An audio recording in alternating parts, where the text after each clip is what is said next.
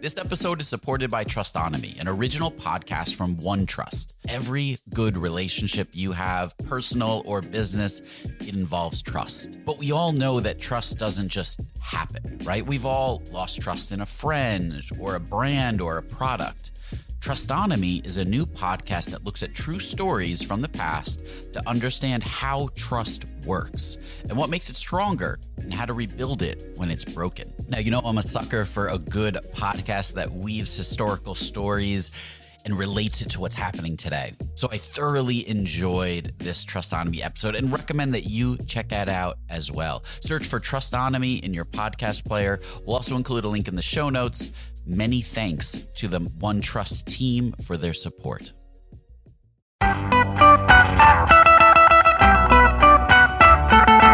Welcome to the Rocketship podcast. I'm Joelle Steiniger. And I'm Matt Goldman. Today we talked with Ryan Negri, the co-founder of Laicos. What do you think? This one was really interesting. He talked a lot about the lessons he learned at his previous company. And what impressed me with him was his foresight. So not only building a really strong foundation so that when the time does come to scale, he's ready, but even things like hiring. They start working on who they're going to bring onto the team months before that person's even needed, which is something that you don't hear a lot of. Yeah, this is a great one. I love all the focus on foundation. It's, he focuses on the things that you need to prepare early on to build a solid team. So let's get into it. We're so happy to have Customer.io supporting the show again. We use Customer.io for Hookfeed, and we absolutely love the power it gives us. Customer.io is a data-driven email platform that helps you communicate better with your customers. The kicker is that their powerful rules-based targeting enables you to keep your messages human, even as you automate them and scale. Go to customer.io/rocketship to start sending emails that convert. So Ryan, tell us about your previous company, Negri Electronics. So I founded Negri Electronics in 2006, actually from my girlfriend at the time, who's now my wife, from her apartment building. It was more, I wanted to get into electronics. Electronics were a hot topic back in 2006, and I saw a need for a way to obtain smartphones. Back then, they were just becoming known. There was a HP phones were coming out with touch screens, and I knew that that was going to be where everybody was going. Everybody would want one of these because I looked at it more. Some people looked at it just as an item they had in their pocket. I looked at it more of a kind of like a vehicle. Like when you drive around in a nice vehicle, you're proud of your vehicle, that sort of thing, and people would have that same feeling for their devices. Lucky for me, I was actually right. So I started in 2006 just buying and selling on eBay, and the point of using eBay, I knew it wasn't a viable option because of the fees, but it was for a great way for me to source products, suppliers for products, and find customers. So my whole focus on eBay was actually to redirect traffic from eBay to my own site, which at the time only had 3 to 4 products on whatever we could get our hands on. I say we, but it was just myself for 2006. I ended up doing quite well, I guess. In 2006, it was like $300,000 in sales for the entire year, which I thought was decent for just myself. Actually moved into a slightly larger facility than an apartment building, and hired a friend of mine to help with customer service and boxing phones, and I dealt with the supplier chain and larger customers that wanted more than one phone. So we moved into that facility, and it started to get busy. I started to get the right suppliers. We started to import phones from different countries, and we were able to position that as one of the only distributors or only places in the United States to buy these hard to find, very expensive wireless devices. And the entire time I'm starting up this company, people are telling me I'm crazy. Nobody's ever going to pay $500 for a phone. You're nuts. They're giving them away for free at the carriers. But I saw something different. I saw a trend, and my whole my whole outlook was everybody is going to have either one or two of these in the near future. And it just so happens, prior to selling the company, I actually had 3 phones that were active at all times because I had the International, I had the BlackBerry, I had the iPhone. So again, I was right, but it was a hunch, So we grew steadily and slowly. It was all self-funded. I actually used 2 credit cards to initially buy most of the merchandise. One was a 5,000 credit limit. One was a 10. I started the company with $15,000. We never took outside funding. We didn't raise money at the time. I was in Wisconsin. There's no VCs in Wisconsin. There's no talk of startups. So it was just another small business. And we did quite well. We grew very quickly. We got up to, I think we had 6 employees in Minocqua, Wisconsin. And then I believe it was 2008 or 9, I didn't want to remain in Wisconsin. I wanted to kind of expand and not only get out of the cold weather, but also find other opportunities for this company because being in Wisconsin, there's not a lot of Wisconsin customers, which was good from a sales tax perspective, but not a growing your business perspective. So I relocated myself to California and remotely managed the office in Wisconsin. I had a manager there. He was a younger gentleman with not a lot of managerial experience. So it was me really remotely managing most things with a remote warehouse. So we're able to ship from Wisconsin, which is relatively cheap. We had the best discounts in the entire state when it comes to shipping because we were one of their larger accounts at the time. So it actually worked out fairly well from a financial perspective, but we weren't growing as fast as we wanted to. So out in California, I was networking and working with other local distributors of the high-end products, and we were able to expand relatively quickly that way because the more and better suppliers that you have, the better prices you can offer to the customers, the better supply, the variety of phones you take or you bring in. It just helps the customer. It helps you target to the right customer. So one of the things that you did while you were working on that company is that you worked in a lot of different departments and really got an understanding of how the entire business works. Can you talk at all about the things that you did and what you pulled away from doing all the different variety? Yeah, absolutely. So, I mean, when I started it myself, obviously I did everything.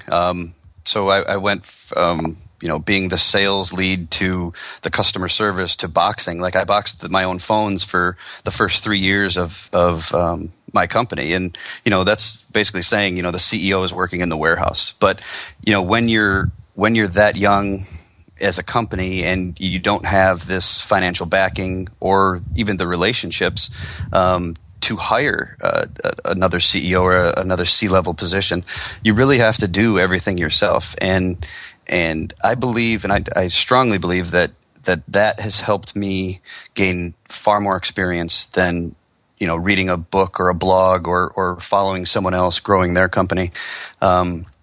And it's the experience that actually helps you gain that knowledge a lot quicker because you're doing everything. I was literally doing everything, and that includes the accounting and the marketing. So I was spread very thin. And one of the struggles, and I think a lot of entrepreneurs have this struggle, is the delegation process, and that's when to hand off a certain department or a certain responsibility to someone else. And I wasn't good at that because I was so strict on the fact that we had to be perfect because the industry that we were in, the consumer electronics, is a very difficult industry. And starting up in 2006 with no track record, you have to build your trust from zero. And if you have one mistake, that turns into a negative review, which is on all over every internet blog, all over every review site, and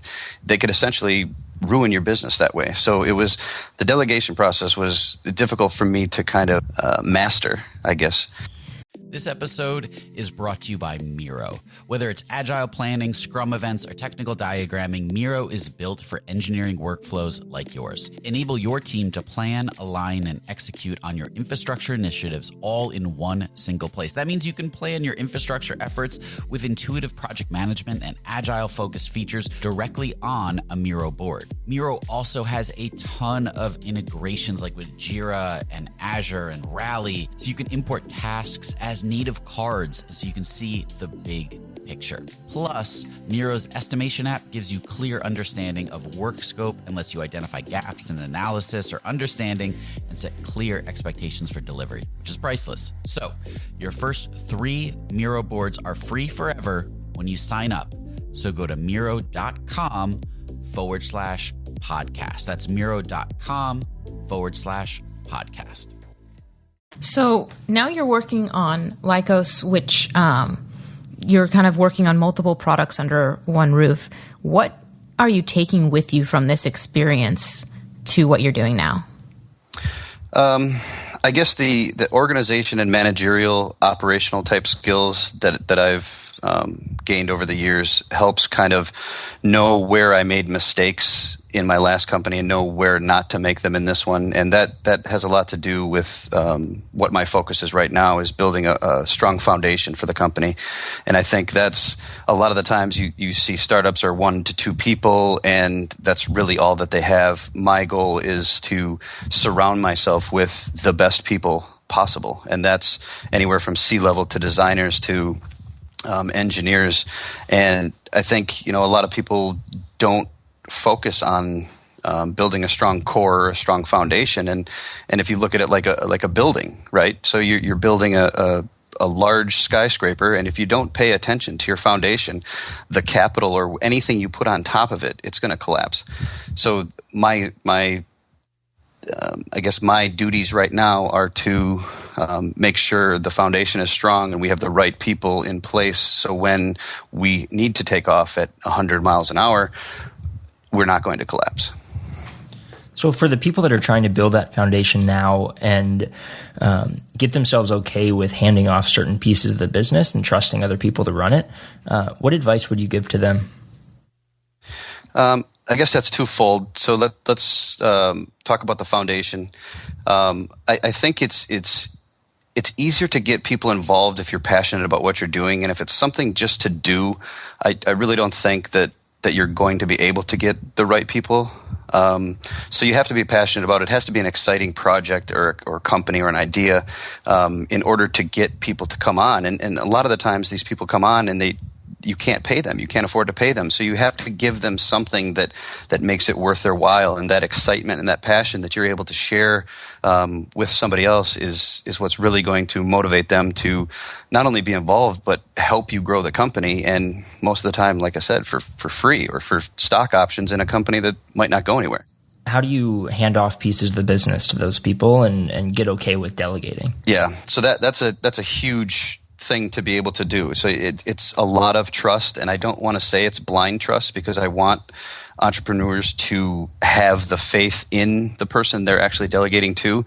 But sometimes you have to have that blind trust. Sometimes, you bring in a partner, you bring in a co-founder, and it's like, here this is, do the best that you can with it. I'm going to trust you, and because I need to focus on this. And I actually, I'm very lucky as far as a co-founder goes, because he's an amazing co-founder. He's been involved in coding and programming before the iPhone even came out. And they were putting in, he was developing iPhone apps before they had the App Store. So they had Cydia, which is the jailbreak App Store. And he was developing apps before they were even, popular and fun. But I got lucky because I knew him. I knew Kyle for actually 12 years before we even decided to go into business together, and that's rare. And I see a lot of posts and a lot of questions on Quora about, how do you find a co-founder? And for me, I'm not going to say it's easy, but it took me a long time to build up a relationship and be able to completely trust a co-founder. So I guess the advice for delegation would be to, it's a short leash to start if you don't completely trust them. And that leash needs to be extended, and you need to revisit extending that leash very often, because it's going to be, if you build too much of the company on your own shoulders, it's harder and harder to offload that onto somebody else. So you need to constantly be giving more and more. I say leash, but it's more freedom or more comfortability with the delegation process. Yeah, I see us doing the same thing. Like we put so much on our own shoulders, and it seems like it would be so taxing to take a piece of a piece off your plate and get someone else started on it. But just starting, even if it's in a small way, can be so helpful. Right. Yeah. And some of the times, like some of the things that you want to delegate might actually take longer to explain than they would for you to just do. And that's the mindset that a lot of people get. It's like, I'll just do it. But it's a repetitive task at most of the time. So it's actually worth sitting down and explaining and spending the hour that's going to take to say, listen, we need to do this every single week, and I don't have time, but I'm going to sit here and go through with you numerous times on how to do it, so then I can feel comfortable not doing it every week and making sure it's still going to get done. So how does that apply to your current hiring situation? Is that how you identify roles that need to be hired on your team when you just find someone doing something that they shouldn't be doing over and over? Or is there another indicator? That's a really good question. I mean, with the hiring process, it's more what I think we're going to need in the future rather than what we need right now. I think we're set with what we need right now, and that's because I hire in advance all the time. I can, I don't want to say I should see the future, obviously, but I can see that what we're going to be needing based on either the pipeline we have or the current workload. So that's something that I guess I would say I was pretty good at, and I take that experience back from Negri Electronics of being able to hire quickly, efficiently, and in advance. And I think that's very important, because a lot of the times, you've got a small operation and you don't really know what you need because you've never been there before. With me, I've been there before, so I kind of know what's going to be needed in 3 to 6 months, and that the hiring process shouldn't be a week. It should be over several months, because it's almost a marriage, because you're bringing somebody in that you're going to put all this faith into. You're going to spend all this time onboarding. You're going to issue them shares or stock options. You're going to go through the contract. So that takes a long time, and that's an investment. So, why do that in a week? Why do that after one interview? Spend time, getting to know the person, researching them. There's due diligence that both sides have to do in order for it to be successful. And I think a lot of people just overlook that and say, oh, this guy's really talented, just bring him in. But they don't spend the time to actually get to know them and make sure that the values, the shared values are there. And, it's like Tony Hsieh always says, it's more expensive I want to go back. It's cheaper to fire and pay somebody to quit than it is to keep them on. And that's, proven in his recent actions with Zappos. I mean, he paid a ton of people to quit because they didn't like the holacracy. And that's a good thing, because if they stuck around and did not like their workplace, they could bring the entire corporation, the motivation of the entire corporation down, and that's hurtful. So it's an investment. It takes time, and it should not be done over 1 to 2 weeks. It's a month-long process to hire the right people. Yeah, it's critical. Like, one person on a 10-person team could totally change the dynamic of that team.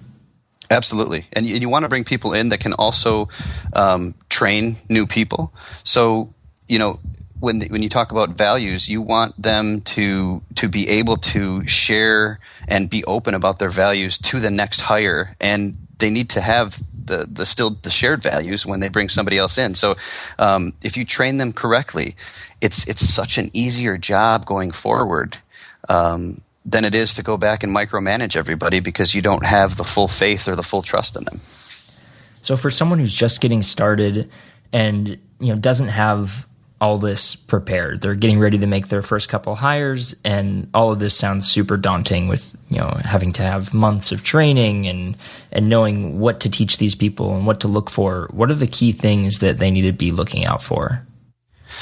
I think that one of the first things I would do even before hiring is make sure you have 1 to 2 advisors. I did not have that in my last company, so a lot of the times I made these mistakes and had to go back and correct myself, but made a mental note that, don't do that again. But I think it's really important to kind of have people you can bounce ideas off of that are there's a mutual agreement that it's an advisorship, right? I had a lot of friends that I could talk to back in the day about, what do I do in this situation? But none of them were vested enough, and none of them were had the experience of doing this in the past. So I think, the first thing you would probably do is find 1 to 2 advisors that you know and trust and are willing to kind of spend some time with you, so you can bounce ideas off them. But the hiring process, it's a pain point for every organization. I would say that, do due diligence, do research as quickly and efficiently as possible on the prospective hire. Make sure you definitely check references and make sure those references aren't just all friends or friends' companies they worked at. And really get to know the person. Go out to lunch. Go out to a coffee. You're going to be checking their Facebook updates. You're going to be checking their Twitter. You want to do this and feel confident that you're hiring the right person. So I would say spend as much time learning about the prospective hire as possible, because this person is going to be working with you and a representative of you for a very long time, hopefully. That's great. Well, thanks so much for coming on. Can you let everyone know where they can keep up with you online? Sure. Laicos.com. It's Laicos. It's actually social, spelled backwards, .com. And or RyanNegri.com is my personal blog, and I update from time to time.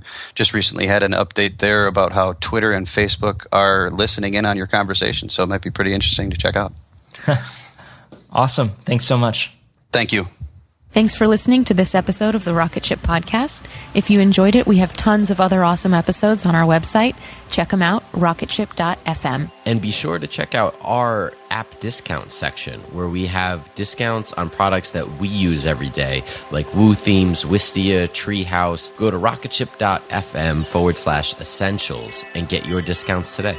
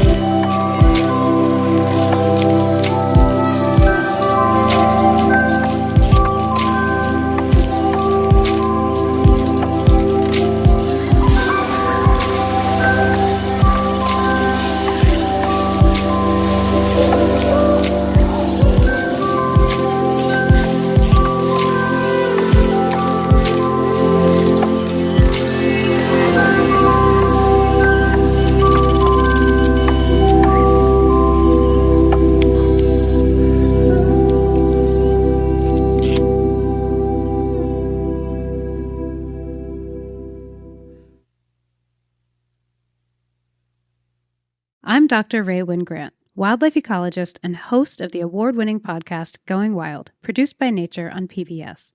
In the brand new season of Going Wild, we're tackling the big question, how can humans look at our relationship to nature differently? And with the help of special guests like Christian Cooper, host of Nat Geo's Extraordinary Birder, and Ayanna Elizabeth Johnson, co-creator of the How to Save a Planet podcast. Follow Going Wild with Dr. Ray Wingrant on your favorite podcast app. Are you looking for a podcast that'll make you laugh? You came to the wrong place. That's not us. That's not us. Well, it is. We are a husband and wife who chat about raw, real relationship topics. Like sex. Like money. Like marriage and kids. But we're not afraid to talk about how your newborn baby probably isn't as cute as you think it is. If you're in need of entertainment while you're driving to work, because that sucks, we can join you in the suckage, kind of like being in your ear. Not physically. So if you want to laugh, Come check us out. Come check us out. brought to you by the Laughing Couple Podcast.